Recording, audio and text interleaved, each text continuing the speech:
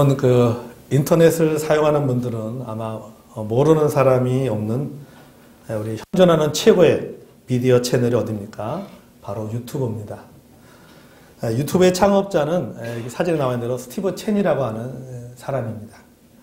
이 스티븐 첸은 친구들과 함께 유튜브를 창업하기 위해서 한 가지 가정과 두 가지 원칙을 정하게 됩니다. 하나의 가정은 누구나 동영상에 관심을 가지고 있다는 것이고, 두 가지 원칙 중에 첫 번째 원칙은 사이트를 이용하기 쉬워야 된다라는 것과, 또 하나의 원칙은 친구를 만드는데 도움을 줄 수 있어야 한다라고 하는 두 가지 원칙을 담아서 모든 사람을 뜻하는 유와, 그리고 TV를 뜻하는 투브라고 하는 단어를 붙여서 모든 사람의 TV라는 의미로 유튜브라고 하는 이름을 붙였습니다. 오늘 새로운 사실 알았죠? 예. 이 스티븐 첸은 2006년에 이 유튜브를 16억 5천만 달러, 우리 돈으로 약 2조 원, 2조 원의 돈을 받고 구글에 이 유튜브를 팔게 됩니다. 와, 11조가 얼마야. 예. 그래서 그는 억만장자가 되었습니다. 그리고 이 구글에서 계속 일하게 되었습니다. 엄청난 성공을 거두었지요. 억만장자가 되었습니다. 2007년도에 출장을 떠납니다. 해외로 출장을 떠나는데 출장 갔다 돌아오는 비행기 안에서 기절을 하게 됩니다. 그리고 병원에서 검사를 받게 되는데 뇌종양 판단을 받게 됩니다. 그는 죽을 고비를 넘기고 이제 남은 내 생애를 내가 어떻게 살 것인가를 고민하게 됩니다. 한번 죽을 고비를 넘겨나니까는 이제 내가 진짜 하고 싶은 거 다 하고, 내가 갖고 싶은 거 다 갖고, 내가 다니고 싶은데 다 다니고 싶다라고 생각을 하게 됩니다. 그러면서 요리도 배우고, 또 골프도 열심히 치고, 또 한동안은 또 카메라에 푹 빠져서 살게 됩니다. 그가 이렇게 말합니다. 가장 비싼 골프채를 사고, 가장 비싼 카메라를 사고, 그렇게 골프도 열심히 치고 가장 비싼 카메라를 사가지고 열심히 사진을 찍는데 그럼에도 불구하고 재미가 없다라고 합니다. 재미를 느끼지 못했다는 것입니다. 그러니까 재미를 느끼지 못하다 보니까 카메라들을 하든지 무슨 골프를 치든 간에 실력이 늘지가 않는 거예요. 뭔가 재밌어야지 실력이 늘 텐데 재미가 없다 보니까는 실력이 늘지가 않은 것입니다. 그래서 고민하게 됩니다. 내가 진짜로 원하는 게 뭔가? 내가 뭘 할 때 가장 행복하고 내가 무엇을 가장 즐길 수 있는가 고민을 하게 됩니다. 그러면서 해답을 찾습니다. 그것은 바로 뭐냐면 문제를 찾고 해결하는 것이었습니다. 내게 있어서 가장 즐거운 것은 문제를 찾아서 그 문제를 해결해 가는 그 과정에서 자신이 그것을 가장 잘할 수 있고 그 일을 통해서 가장 큰 행복을 느낀다는 결론에 도달하게 됩니다. 그래서 그는 결국 구글에서 나오게 됩니다. 나오고 실리콘밸리 외곽에 200평 규모의 사무실을 마련해서 다시 본인이 유튜브를 창업하기 이전에 그런 벤처 생활로 돌아가서 일을 하게 되었습니다. 한 기자와 인터뷰에서 스티븐 첸은 이렇게 말합니다. 행동은 완벽보다 낫다. 무슨 말이냐면은 안정된 것보다도 도전하는 것이 낫다. 그리고 그 도전하는 걸 통해서 나는 행복을 느낀다라고 이야기를 했습니다. 그러니까 이 스티븐 첸은 돈보다도 문제를 찾고 그 문제를 해결해 나가는 그 과정에서 그 문제를 해결하는 그 일을 통해서 이 사람은 행복을 느꼈다라고 하는 것입니다. 여러분, 일의 결과로 주어지는 성공이 행복을 주는 것이 아닙니다. 일의 과정이 우리를 행복하게 만드는 것입니다. 일을 할 수 있다는 것 자체만으로도 이미 우리는 행복을 소유하는 것입니다. 가은이하고 얼마 전에 뮤지컬을 보고 와서 같이 이제 이야기했어요. 밥을 먹으면서 얘기하면서, 이 무대에 비록 뒤에 서 있지만, 음악대에 서 있고, 무대에서 노래도 한번 못하고 하지만은 그냥 주인공 뒤에서 하나의 어떤 그 백그라운드로서의 그런 배우지만은 그래도 배우는 그 뮤지컬 배우는 그 무대에 서 있을 때가 가장 행복하다. 목사는 설교 강단에 섰을 때가 가장 행복한 거예요. 교사 생활이 아무리 힘들어도 교사는 그 아이들을 가르치는 강단이 있을 때가 가장 행복한 거예요. 그러니까 우리가 일하는 거 힘들지만 그래도 그 일하는 가운데 있을 때 사람은 그 일 속에서 가장 큰 행복을 느끼는 것입니다. 제가 그 얘기를 했어요. 그랬더니 아빠는 그러면 나중에 목회 은퇴하고 나면 설교를 못 할 텐데 어떻게 해요? 집사람이 하는 얘기가 걱정하지 마. 너희 아빠는 아마 그때도 뭐 하고 있을 거야. 여러분, 우리가 내가 일을 어떻게 바라보는가에 따라서 일을 통해서 얻을 수 있는 즐거움과 행복이 달라집니다. 에미 우르제니프스키 교수가 이렇게 말했습니다. 사람들이 일을 바라보는 관점은 생업, 경력, 소명 중에 하나라고 했습니다. 그리고 어떤 관점으로 바라보느냐에 따라서 일에서 얻고자 하는 것들이 달라진다. 또 일에 대한 태도가 달라진다라고 이야기했습니다. 그러면서 말하기를 첫째는 일을 생업으로 보는 사람들은 일을 필요한 돈을 벌기 위한 직업으로 생각하고 있다라고 이야기하죠. 라이스 워크라고 얘기하더라고요. 라이스 워크. 그러니까 밥 벌어 먹기 위해서 일을 하는 건다. 자, 밥을 벌어 먹기 위해서 일하는 사람들, 이런 관점을 가지고 있는 사람에게 중요한 것은 돈이다라고 하는 거죠. 일에 관심을 갖고 있는 것이 아니라 그 일을 통해서 나에게 무슨 보상이 주어지는가, 그것이 나에게 무슨 대가를 주는가, 이거에 관심이 있다라고 하는 것이죠. 일 자체에 관심이 있는 것이 아닙니다. 일을 통해서 주어지는 보상에 관심을 갖게 되는 것이고, 이 사람에게 중요한 것은 연봉이 중요하고 그 연봉을 통해서 자신의 가치와 의미를 찾는다는 것입니다. 그리고 적절한 보상이 이루어지지 않으면 그 일을 그만둔다라고 하는 것이죠. 둘째는 일을 경력으로 보는 사람입니다. 비즈니스 워크 이렇게 표현하겁니다. 그러니까 이런 사람은 돈으로 성공을 평가하기도 하지만 이 사람에게는 출세가 중요한 거예요. 승진이 중요합니다. 승진과 더불어서 내게 주어지는 명예와 권력을 중요하게 여깁니다. 그러니까 이 사람이 일하는 목적은 뭡니까? 승진하기 위해서 일하는 거예요. 명예를 얻기 위해서 일하는 것입니다. 그러니까 일을 통해서 항상 뭐에 관심이 있는 거예요? 올라가는 것에 관심이 있는 거예요. 승진하는 것에 관심이 있는 것입니다. 그리고 더 이상 내가 올라가지 못한다고 했을 때, 내가 더 이상 명예를 얻지 못한다고 했을 때, 내가 더 이상 승진하지 못한다고 했을 때, 그 결과로 인해서 상실감을 느끼고 소외감을 느낀다라고 하는 것이죠. 셋째는 일을 소명으로 여기는 사람입니다. 이 사람은 일 자체의 모든 정열을 쏟습니다. soul work, 영어로는 soul work라고 얘기합니다. 자신이 하는 일을 천직으로 생각합니다. 사명으로 생각합니다. 그리고 그 일에 자신의 모든 것을 다 쏟아 부어버리는 거예요.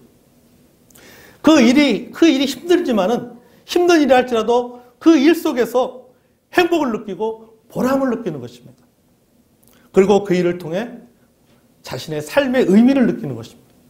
그곳에서 자신의 의미를 찾고 가치를 찾는 것입니다. 여러분, 사도 바울에게 있어서 복음을 전한 일은 어떤 일에 해당하겠습니까? 먹고 살기 위해서 일하는 라이스 워크인가요? 아니잖아요.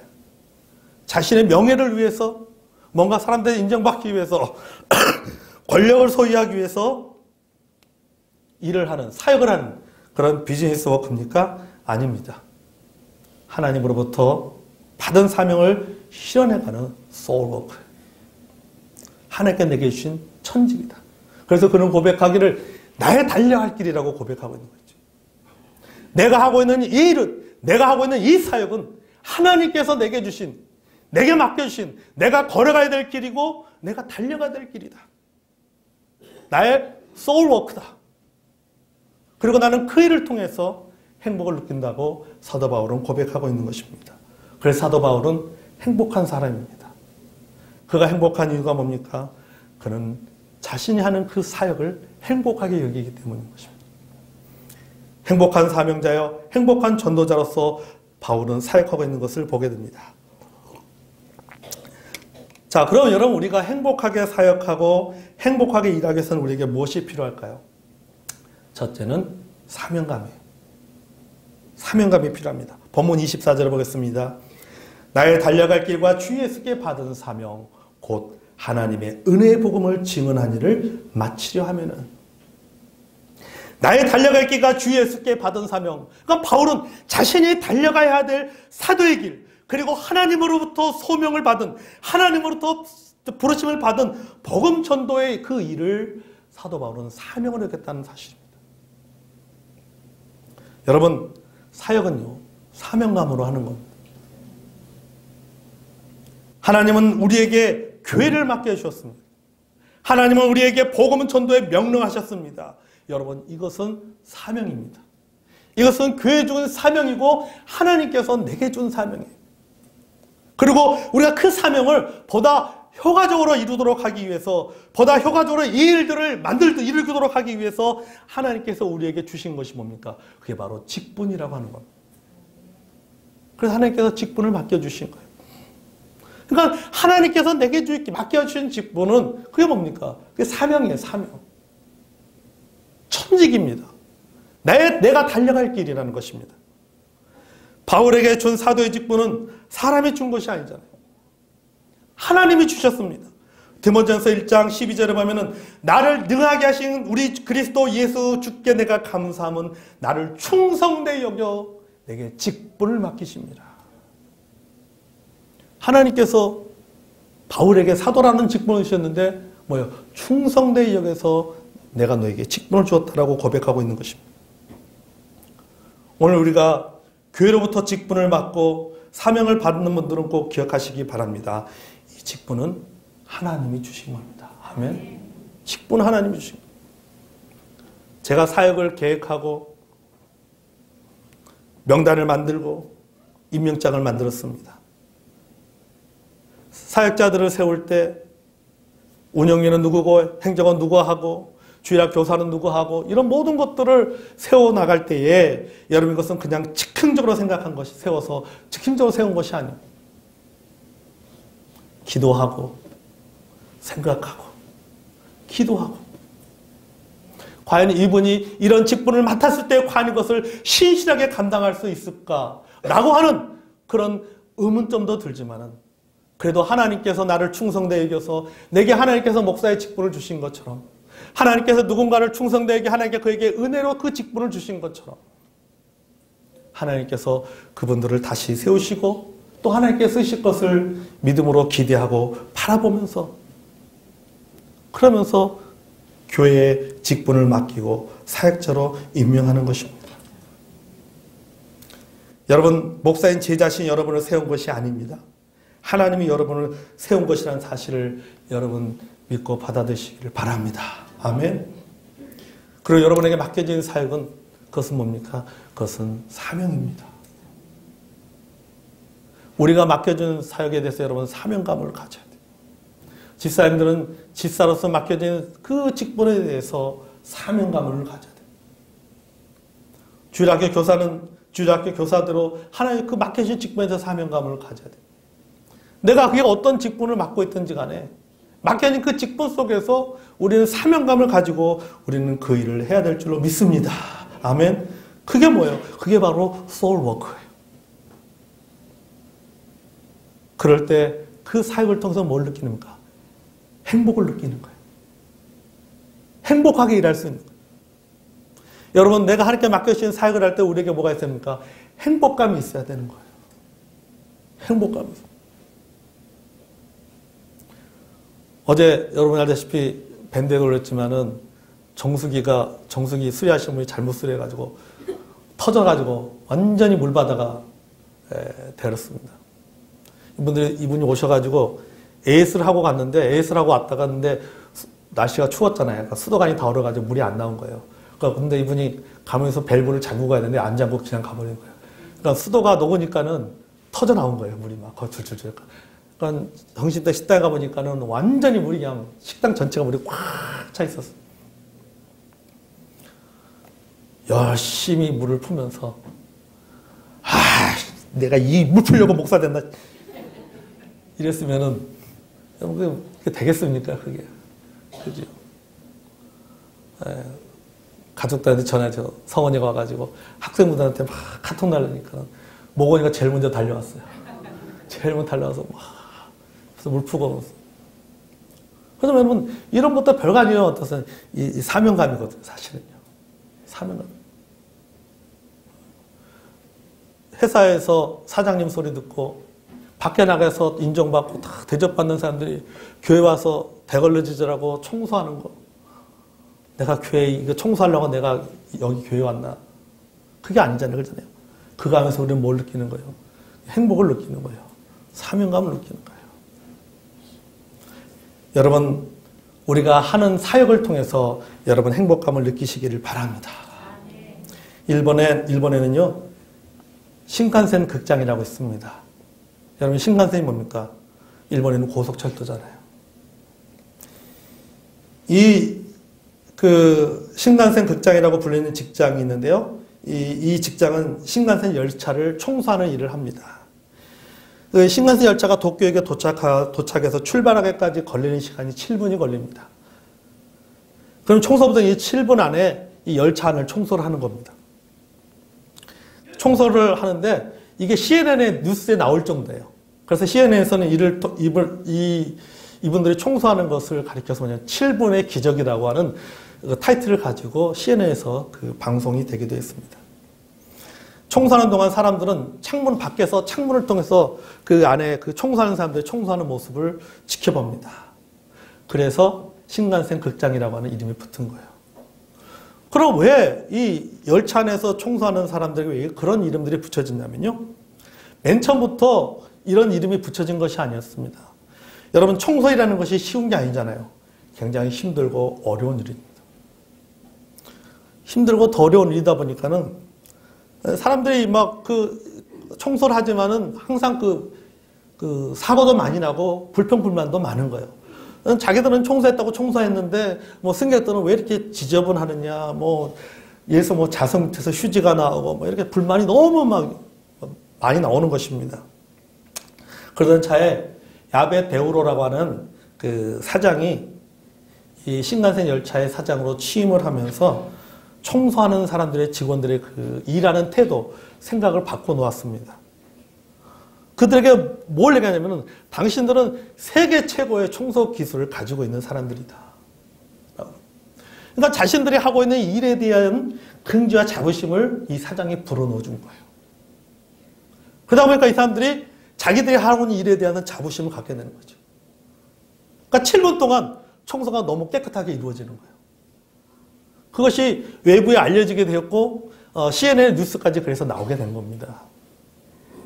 그러니까 일을 하면서 7분이지만 그 청소라는 일이 힘들고 어려운 일이지만 그들은 그 일을 통해서 뭐 하는 거예요? 행복을 느끼는 거예요. 그러니까 그 행복을 느끼니까 그 일을 즐겁게 하고 좋은 결과를 맺게 되는 것을 보게 됩니다. 여러분이 하는 일에 의미를 부여하시길 바랍니다. 아멘. 내가 하는 일이 그것이 내가 회사에서 비록 먹고 사는 일을 할지라도 여러분, 우리 예수 믿고 구원받은 사람들은요, 그리스도인에게서 직업이라고 하는 것은요, 그것은 여러분 속의 개념이 아닙니다. 성의 개념입니다. 세속적인 일이 아니라 거룩한 일이에요. 그렇지 않습니까?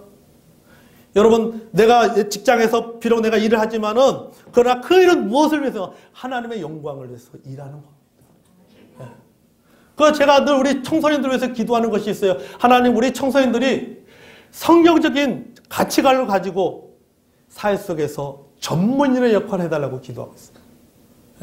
성경적인 가치관을 가지고 이 각 사회에 나가서 전문인으로서 역할을 하는 거예요. 그럴 때 어떻습니까? 내가 하는 그 직업이 뭐가 되는 거예요? 이게 거룩한 일이 되는 거예요. 그러니까 여러분이 하는 일에 여러분 거기에 의미를 부여하시고 일하시기 바랍니다. 그럴 때 행복하게 일할 수 있어요. 교회 일도 행복하게 할 수 있고 내가 세상에 나가서 직장에서 하는 일도 뭐합니까? 행복하게 일할 수가 있게 될 줄로 믿습니다. 아멘. 여러분의 직분은, 여러분의 섬김은 의미가 있는 것입니다. 그것은 교회를 세우고 영혼을 세우는 일입니다. 그러므로 여러분, 사명감을 가지고 일하는 저 여러분이 되기를 원합니다. 그럴 때 행복하게 살아갈 수가 있는 겁니다. 둘째는 몰입입니다. 우리가 행복하게 살아가기 위해서는 첫째는 사명감이 있어야 되고 두 번째는 몰입입니다. 바울이 이렇게 고백합니다. 하나님의 은혜의 복음을 증거하는 일에는 나의 생명을 조금도 귀한 것으로 여기지 아니하노라. 그가 이렇게 고백한 이유가 무엇입니까? 23절에 보면 이렇게 말하고 있죠. 오직 성령이 각성해서 내게 증언하여 결박과 환난이 나를 기다린다 하시나. 뭘 말하고 있습니까? 자, 지금 바울은 에베소에 와 있습니다. 이제 이곳을 떠나 예루살렘으로 가려고 하는데 여러 그리스도인들이 반대하는 겁니다. 가지 말라는 겁니다. 당신이 지금 예루살렘으로 가면은 체포당합니다. 죽을 수 있습니다. 가면 안 됩니다. 그럼에도 불구하고 바울은 가겠다라고 얘기합니다. 나는 가야 된다. 여러분, 사실 사도 바울의 그런 사역의 여정을 우리가 살펴보면요, 그의 사역은 눈물 흘리는 사역이었어요. 복음을 전하다 얼마나 많은 어려움을 겪었습니까? 그런 20절과 21절을 보면 이렇게 말하고 있죠. 곧 모든 겸손과 눈물이며 유대인의 관계로 말미암아 당한 시험을 참고 주를 섬기는 것과 유익한 것은 무엇이든지 공중 앞에서나 각 집에서나 거리낌 없이 여러분에게 전하여 가르치고 유대인들과 헬라인들에게 하나님께 대한 회개와 우리 주 예수 그리스도께 대한 믿음을 증언한 것이라. 눈물을 흘렸어요. 많은 어려움을 겪었습니다. 시험을 당했습니까? 여러 가지 많은 고난과 어려움이 있지만은 그럼에도 불구하고 주님을 섬기는 것과 복음의 유익을 위하는 것이라면 무엇이든지 담대하게 전하는 것을 보게 됩니다. 상황에 좌우되지 않았어요. 사람에게 좌우되지 않았어요. 내 미래, 내 다음날에 어떤 일이 일어날 것인지 그것에 신경 쓰지 않았어요. 오로지 하나님께서 내게 주신 사명에만 초점 맞췄어요. 내가 달려갈 길, 내가 걸어갈 길, 하나님께서 내게 주신 사명, 그 사명에만 뭡니까? 그 사명에만 매달렸어요. 여러분, 이것이 바로 몰입입니다. 몰입이 무엇입니까? 몰입은 한마디로 여러 가지 활동에 대한 분산된 관심과 에너지를 중요한 한 곳에 집중하는 거예요. 그러니까 몰입이 뭐예요? 몰입은 집중하는 거예요. 모든 에너지를 한 곳에 집중하는 겁니다. 이게 바로 몰입입니다.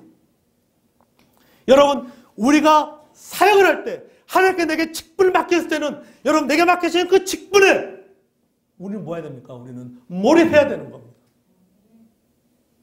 몰입해야 돼요. 왜? 그것은 어떤 순간 영혼을 살리는 일이고 교회를 살리는 일이고 하나님께 내게 주신 사명이기 때문에 우리는 거기에 몰입해야 되는 것입니다. 아멘. 여러분 한번 생각해 보십시오. 내가 아프리카 여행을 갔는데요. 초원을 걷다가 사자를 만났어요. 그것도 굶주린 사자를 만났습니다. 어떻게 하겠습니까? 도망가야죠. 도망갈 거 아닙니까?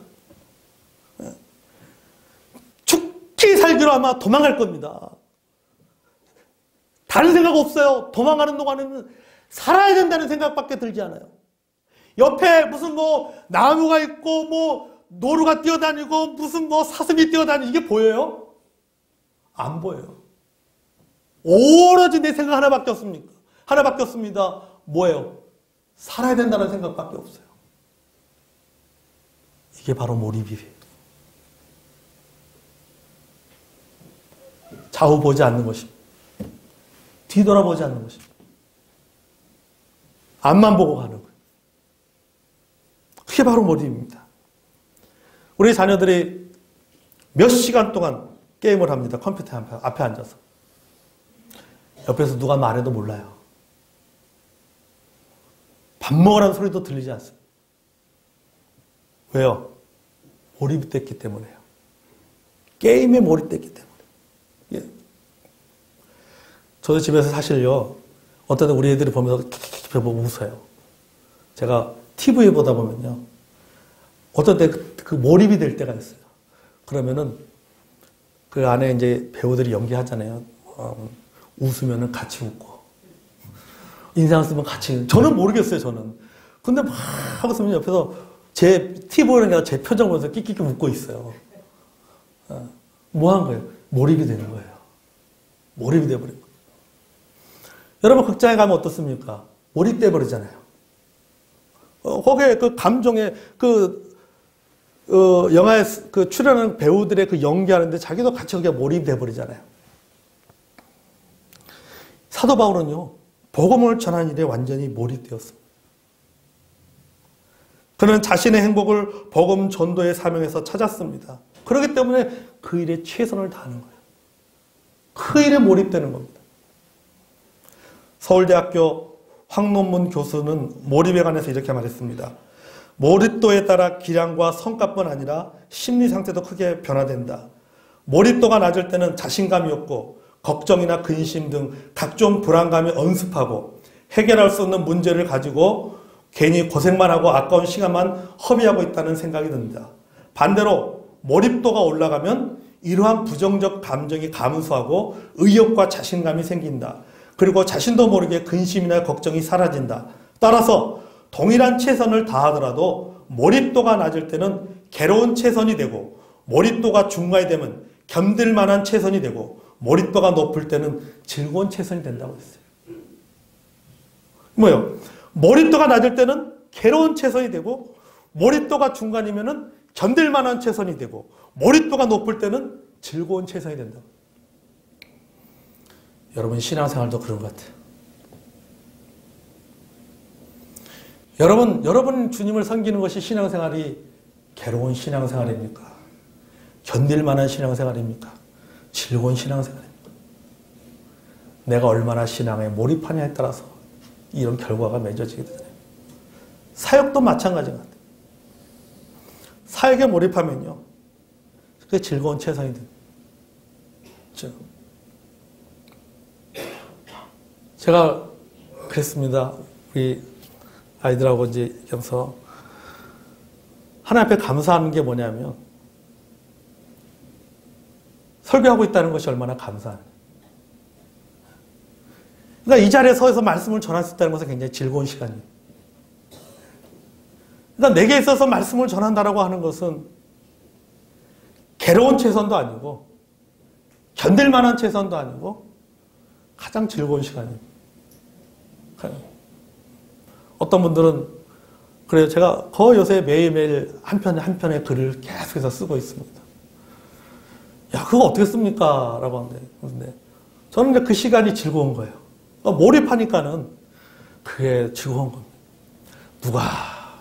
누가 뭐 보든 읽든 말든 간에 하여튼 그게 즐거운 거예요. 글을 쓰고 막. 지난 1년 동안 주일날만 설교했던 것들을 제가 프린트를 뽑아보니까는 페이지 수로, A4 페이지 수로 약 400페이지가 되더라고요.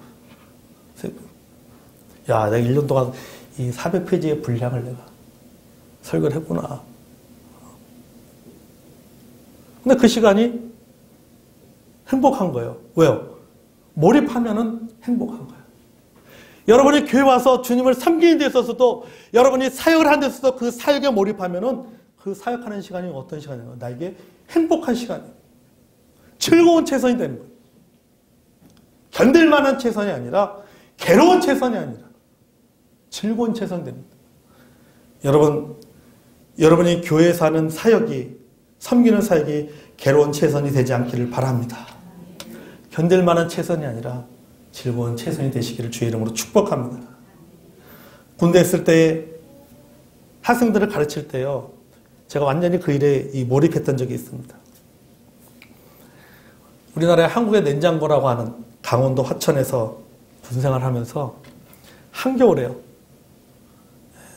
그 학생들하고 그 사랑방 성경 공부를 하는데 그 마을마다 다 돌아다니면서 성경 공부를 하는 겁니다. 그럼 그때만 해도 핸드폰이 있습니까? 삐삐도 없었어요. 삐삐도 없었어요. 왜냐하면 80년대, 제가 1984년도에 군대를 갔는데, 84년부터 제가 그 89년도까지 군생활을 했어요. 그 군대에 있으면서 그 당시에는 이런 게 없잖아요. 그러니까 일일이 저는 공중전화 박스 가서 전화합니다. 한겨울에 그 공전화 박스 가서 그 전화하고. 마을마다 들어가면서 자전거 타고 마을마다 월요일은 이 마을, 월요일은 수밀리, 화요일은 삼일리, 수요일은 어디 이렇게 해가지고 마을마다 돌아다니면서 성경 공부를 하고. 월급 받은 거 다 학생들 위해서 다 쏟아붓고, 먹을 거 사가지고 다 쏟아붓고. 그래도 즐거운 거예요. 군대 생활하는 것보다도, 물론 군대 생활 즐겁다라면 좀 문제가 있겠지만, 군대 생활보다도 퇴근하고 나서 그 추운 겨울에도 자전거 타고 아이들 찾아다니고 이게 가장 행복했어요. 그 아이들하고 수련회 가려고 고향교회는 그 도화성서 침례가 그 당시에 수련회 어디 가냐면 저기 삼천포로 한 번은 그 수련회 간 거예요. 삼천포로. 그 삼천포까지 따라가려고 강원도 화천에서 애들을 데리고 와가지고 서울에서 하룻밤 자고 그 다음에 삼천포까지 내려갔다니까요. 그 수련회 가려고.